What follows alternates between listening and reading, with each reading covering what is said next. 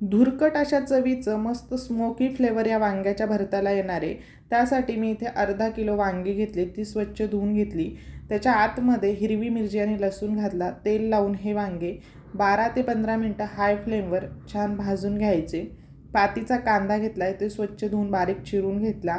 वांगी भाजून झाली की त्याच्या आतमध्ये घातलेला लसूण आणि हिरवी मिरची मी इथे काढून घेतली. 10 ते 12 मिनटं हे असं झाकून ठेवायचं. आता त्याचे वरचे साल आणि देठ कापून घेतले. मिरची लसूण बारीक ठेचून घ्यायचा. अजून थोडासा लसूण मी इथे घातला. 2 चमचे तेलात शेंगदाणे परतवून झाले की जिरं घातलं. आपण ठेचून घेतलेला तो ठेचा घालायचा. कांद्याची पात घातली. नंतर मॅश करून घेतलेलं हे वांगं घालायचं. चवीनुसार मीठ घालून व्यवस्थित मिक्स केलं. एक 5 मिनटासाठी वाफ येऊ द्यायची. कोथिंबीर घालूया. आता मी इथे एक कोळसा गरम करून घेतला. एक वाटीमध्ये तो कोळसा ठेवायचा. त्यावर तूप घालून एक 5 मिनटासाठी झाकून ठेवायचं. मस्त स्मोकी फ्लेवरचं वांग्याचं भरीत तयार आहे.